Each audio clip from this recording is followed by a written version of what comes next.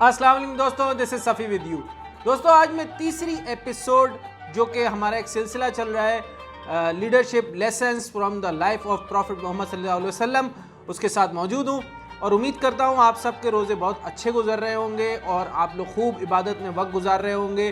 تو دوستوں آج کی جو ہماری ایپیسوڈ ہے اس سے پہلے میں اگر تھوڑا سا ایک اوور ویو دوں تو سب سے پہلے ہم نے ایک انٹروڈکشن ویڈیو کی تھی، اس کے بعد ہم نے بتایا تھا کہ جو ہے ایکسٹرا آرڈنری لیڈرشپ کے لیے ایکسٹرا آرڈنری کوالٹیز کا ہونا ضروری ہے۔ اس میں ہم نے بہت ساری کوالٹیز کی بات کی تھی اور ہم نے اپنی ایپیسوڈ 2 میں ایکسٹرا آرڈنری فیتھ کی بات کری تھی۔ تو آج کی ایپیسوڈ میں ہم لوگ بات کریں گے ایکسٹرا آرڈنری گول کی۔ جی ہاں دوستو، ہر لیڈر کی زندگی میں گول ضرور ہوتا ہے، بہت امپورٹنٹ چیز ہے، کیونکہ ہم بات کر رہے ہیں نبی اکرم صلی اللہ علیہ وسلم کی،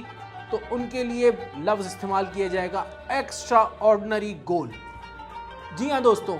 اس کا اندازہ جو ہے ہم لوگ اس بات سے لگا سکتے ہیں کہ نبی اکرم صلی اللہ علیہ وسلم کی زندگی میں جو ان کا گول تھا، ایک تو وہ سرٹین تھا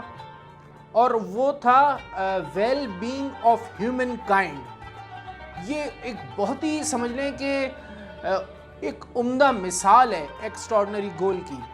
اس میں اس کی امپورٹنس اور اس کی کریٹیکیلٹی اور اس کا جو ہے کمپلیکیٹڈ ہونا، کیوں کمپلیکیٹڈ کہہ رہا ہوں، کیونکہ جب آپ ویل بینگ کی بات کرتے ہیں ہیومن کائنڈ کی، تو اس میں پوری تمام معاشرہ شامل ہو جاتا ہے، اس کو کوئی اسپیسیفک گروپ نہیں شامل ہوتا، سب کی ویل بینگ کے لیے۔ دوستو اس کی میں مثال جو ہے وہ شروع کروں گا ایک واقعے سے۔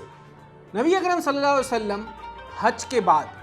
اچھا جب حج کا ذکر آیا یہاں پہ تو پہلے میں کچھ آپ کے ساتھ جو ہے وہ شیئر کروں۔ جب میں اپنے پہلے حج پر گیا تو وہاں پر وہ مہینہ تھا اکتوبر یا نومبر کا، تو اس وقت جو ہے وہاں مکہ میں تھوڑی ٹھنڈ ہو جاتی ہے، اور میں آپ کو یہ بتاؤں کہ جب ہم لوگ مینا میں تھے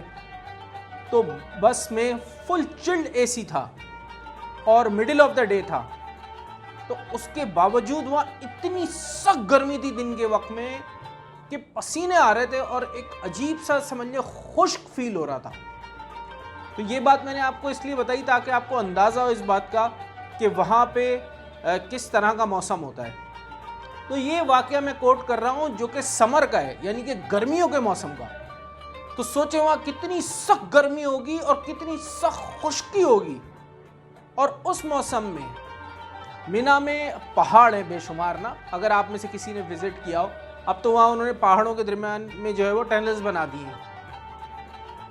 تو مینا کے پہاڑ سے دیکھا گیا کہ ایک شخص جو مینا میں ٹینٹ ہوتے نا، مینا کے ٹینٹوں میں ہر ٹینٹ میں جا کے اور لوگوں کو اللہ کی طرف بلائے،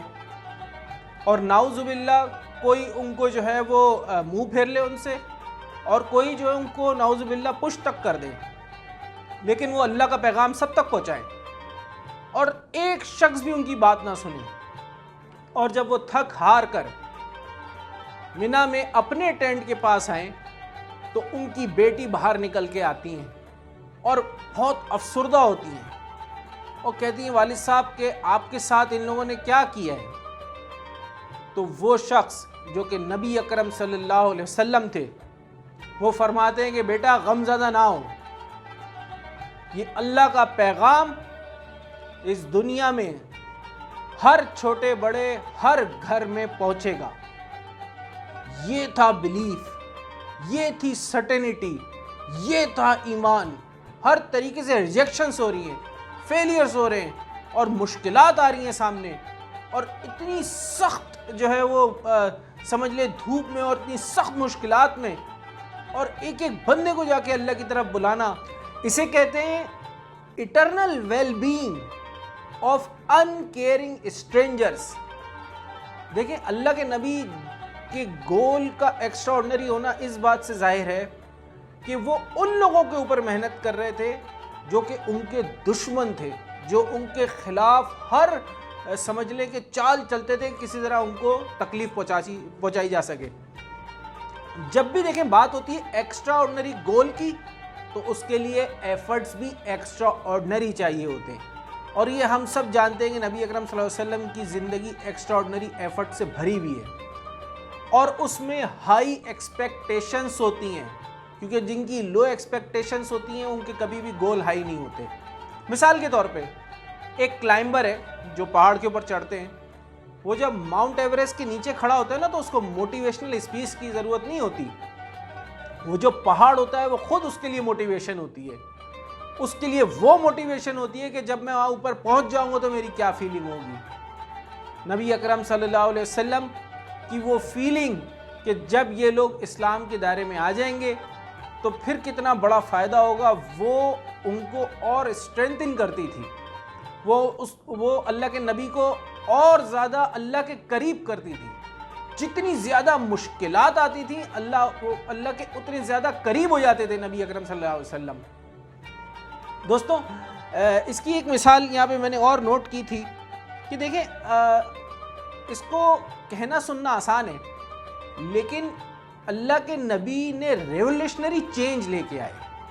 اور جب آپ کسی کے بلیف کے اوپر کام کرتے ہیں نا، اس کو چینج کرتے ہیں، ریولیوشنری چینج،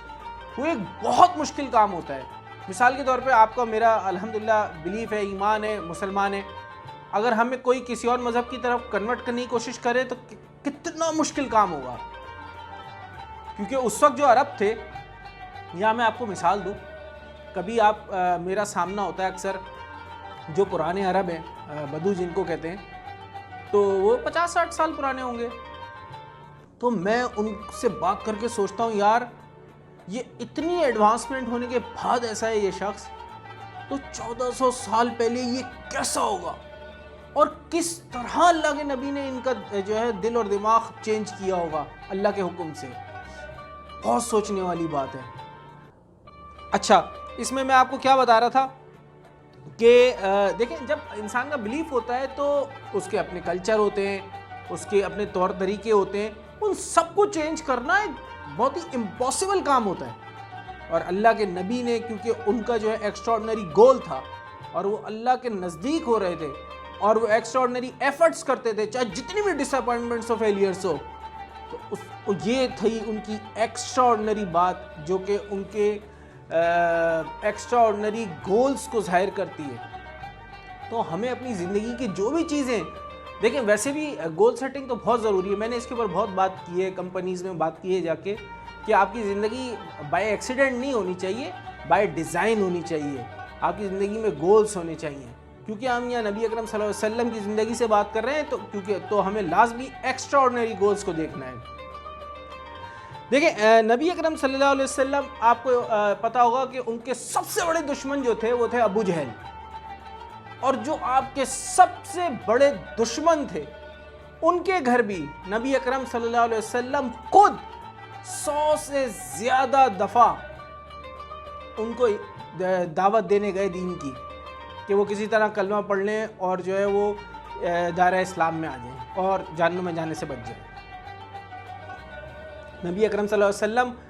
کے گول کی خاص بات یہ تھی کہ انہوں نے ایک صحابہ کی جماعت کو ٹرینڈ بھی کیا،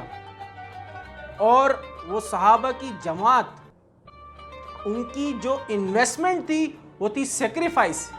اور ان کی جو ارننگ تھی وہ تھی پلیجر آف اللہ رب العزت.